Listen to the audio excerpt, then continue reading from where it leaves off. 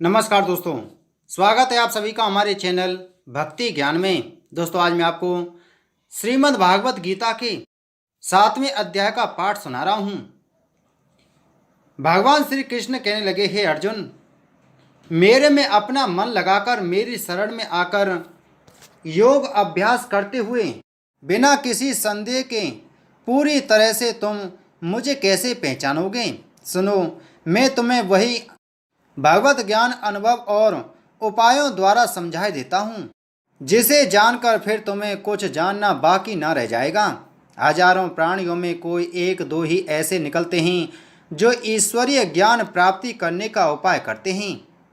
फिर उन सिद्धि प्राप्त करने वाले हजारों सिद्ध मनुष्यों में भी कोई एक दो ही ऐसे निकलते हैं जो मेरा असली रूप ठीक तरह से जानते हों। मेरी प्रकृति पृथ्वी जल वायु आकाश मन बुद्धि और अहंकार इस तरह 8 प्रकार की है। उन्हें मेरी जड़ प्रकृति कहते हैं और जिससे यह सारा संसार धारण किया जाता है वह मेरी चैतन्य प्रकृति है। संपूर्ण भूत इन दोनों प्रकृतियों से ही पैदा हुए हैं और मैं ही सारे जगत का पैदा करने वाला मूल कारण हूँ। इसलिए सिवा मेरे दूसरी चीज़ें रत्ती भर भी नहीं हैं। यह सारा जगत माला की गुलियों की तरह तागे रूपी इसमें गूंथे हुए हैं, क्योंकि जल का सार रूपी रस में ही है, सूर्य और चंद्र की रोशनी में ही है, सारे वेदों में ओंकार में ही हूँ, आकाश की गर्जना और मनुष्य का पराक्रम में ही हूँ, पृथ्वी में शब्द स्पर्श रूप और रस में गंध में ही हूँ, अग्नि में तेज, समस्त भूतों में जीवन तथा तपस्वियों में तप में हूँ। कहने का मतलब यह है कि तुम सब प्राणियों की उत्पत्ति का कारण मुझे ही जानो, क्योंकि मैं ही बुद्धिमानों की बुद्धि और तेजस्वियों का तेज हूँ। बलवानों में जो बल न मिलने वाली वस्तु की चाहना और मिली हुई चीज में प्रेम पैदा नहीं करता, वह सामर्थ्य में हूँ। सब भूतों में अपने अपने धर्म के मुताबिक कर्म करने की इच्छा में कर्म में ही हूँ, और भी जो सात्विक गुण से पैदा होने वाले भाव हैं और जो रजो गुण व तमो गुण से पैदा होने वाले भाव हैं, उन सबको तुम मेरे से ही होने वाला समझो, लेकिन उनमें मैं और मैं मेरे में नहीं हैं। लेकिन राग द्वेष आदि बुराइयों से और सारे विषयों में यह सारा जगत मोहित हो रहा है। यह कारण है कि लोग मुझे सत्व रज और तम इन तीनों गुणों से अलग तत्व से नहीं जानते, क्योंकि अति अद्भुत इन तीनों गुण वाली योग माया को जीतना बड़ा मुश्किल है। लेकिन जो सब धर्मों को छोड़कर केवल मुझे ही भजते हैं अथवा मेरी शरण में आते हैं, वे जन्म मरण सभी संसार सागर से पार हो जाते हैं। बुरे कर्म करने वाले पापियों का ज्ञान माया ने हर लिया है, उनका स्वभाव शैतान की तरह हो गया है। ऐसे मूर्ख लोग मुझे नहीं भजते। केवल 4 तरह के पुण्यात्मा प्राणी ही मेरा भजन करते हैं। एक, जिन पर किसी तरह की मुसीबत आ पड़ती है। 2, मेरे को यथार्थ रूप से जानने की इच्छा वाले। 3, जिन्हें धन धरना गृहस्थी और पुत्र आदि सांसारिक सुखों की अभिलाषा होती है। नंबर 4, जो बिना किसी तरह की इच्छा के मेरे में ध्यान लगाते हैं। उनमें भी रोजाना मेरे में एक ही भाव से लगा हुआ शुद्ध प्रेम भक्ति वाला ज्ञानी सबसे बढ़के हैं, क्योंकि मेरे को तत्व से जानने वाले ज्ञानी को मैं बहुत ही ज़्यादा प्यारा हूँ और वह ज्ञानी मेरे को अत्यंत प्यारा है। हालांकि सभी भक्त श्रद्धा सहित मेरे भजन में समय लगाने में श्रेष्ठ हैं, तो भी ज्ञानी पुरुष तो साक्षात मेरा ही स्वरूप है, क्योंकि उसका मन सदा मेरे में ही लगा रहता है और मुझे ही वह सबसे उत्तम गति समझता है। अनेक जन्मों के अंत में ज्ञान प्राप्त करके जो ज्ञानी समस्त जीवधारियों को ब्रह्म समझता हुआ मेरे निकट आता है, वही महात्मा है।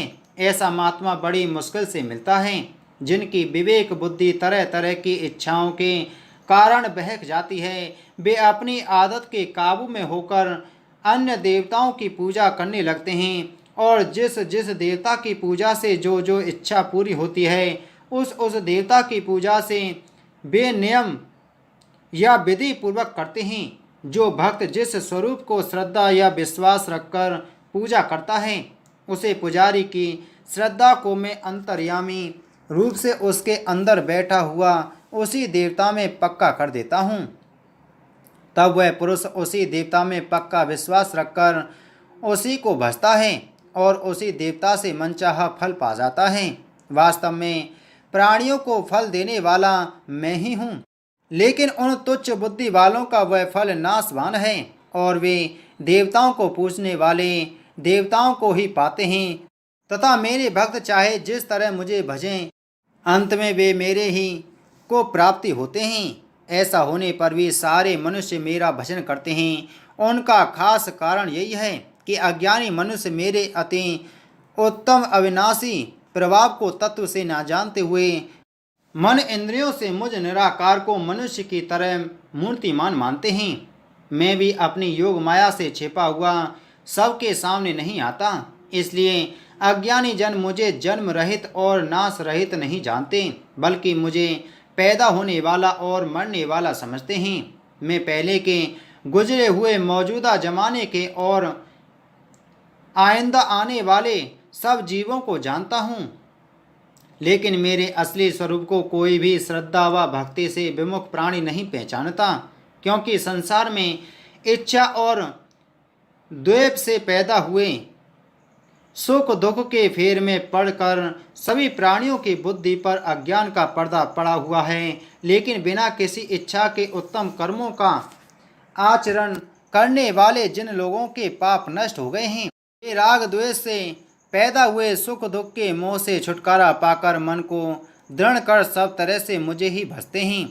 जो मेरे शरण होकर बुढ़ापे और मौत से छूटने वाला उपाय करते हैं, वे मनुष्य उस ब्रह्म को अच्छी तरह से जान लेते हैं और शरीर के रहने वाली आत्मा के असली स्वरूप तथा कर्मों की पूरी तरह से जानकारी प्राप्त कर लेते हैं। जो मुझे आदि भूत और आदि देव तथा आदि यज्ञ सहित सबका आत्म रूप मुझको ही जानते हैं, वे युक्त मन वाले मनुष्य अंत समय में मुझको ही प्राप्त होते हैं। भगवान गरुड़ध्वज ने हरिप्रिया से कहा, हे संपत्ति, अब मैं तुम्हें गीता की 7वें अध्याय का महत्तम सुनाता हूँ। ध्यान से सुनो। संगकरण नाम का एक ब्राह्मण पाटलिपुत्र में निवास करता था। उसने तमाम उम्र में कभी किसी देवता की पूजा नहीं की और न किसी पितृ का तर्पण ही किया। वह सदा व्यापार करता और धन से तिजोरियों को भरता था। स्वभाव का दयावान था। एक रोज वह अपने रोजगार से बाहर गया हुआ था। रास्ते में रात ज़्यादा होने की वजह से वह एक पेड़ के तले सो गया। वहीं एक सांप ने आकर उसे डस लिया और उसकी मृत्यु हो गई। क्योंकि तमाम उम्र उसका अनुराग धन में रहा, इसलिए वह सर्प की योनि में आकर एक पेड़ के नीचे जहाँ बहुत सा धन गड़ा था रहने लगा। बहुत दिनों बाद सर्प की योनि के कष्ट असहनीय हो जाने पर उसने एक दिन अपने बेटों को स्वप्न दिखाया। बेटों ने देखा कि उसका बाप सांप की योनि में एक पेड़ के नीचे अपने धन की रखवाली कर रहा है। वह बहुत दुखी है और अपने उद्धार के लिए हमसे प्रार्थना कर रहा है। स्वप्न देखकर उसके तीनों बेटों में से बड़ा लड़का तो बाप के उद्धार का उपाय सोचने लगा। सबसे छोटा बाप की दुर्दशा की याद कर करके रोने लगा तथा मझला लड़का पिता की हालत पर कुछ भी रंज ना कर यही सोचने लगा कि किसी तरह उस पेड़ का पता लगाकर सर्प को मारा जाए और सारा धन हड़प लिया जाए। इसी इरादे से वह अपनी स्त्री को साथ ले पता लगाने के लिए उसी पेड़ के नीचे जा पहुंचा और सांप की बावा खोदने लगा। लड़का कुल्हाड़ी से खोदता रहा और उसकी स्त्री मिट्टी के ढेर को अलग करती जाती थी। थोड़ी ही देर बाद उस बावी से एक विषधर सर्प निकला जो कि उस लड़के का पिता था। फुंकारता हुआ उसने पूछा कि तू कौन है और मेरी बावी को क्यों खोदे डालता है। लड़के ने कहा, मैं आपका मझला बेटा हूँ। मैंने आज रात को स्वप्न में देखा है कि इस पेड़ के नीचे बेशुमार धन गड़ा हुआ है, इसीलिए इसे खोद रहा हूँ।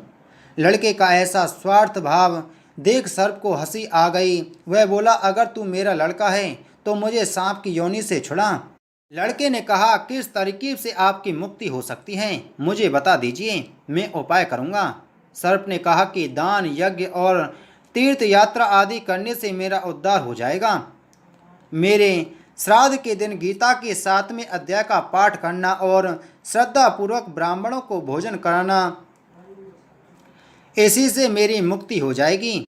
जब मैं इस सर्प योनि से छुटकारा पाऊंगा, तभी तुम तीनों भाइयों को अपना तमाम धन बराबर बराबर बांट दूंगा।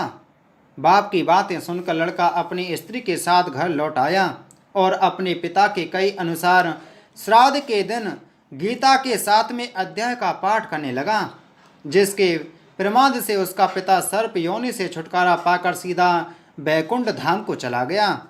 बोलो श्री कृष्ण भगवान की जय। बोलो श्रीमद्भागवत गीता महात्म की जय।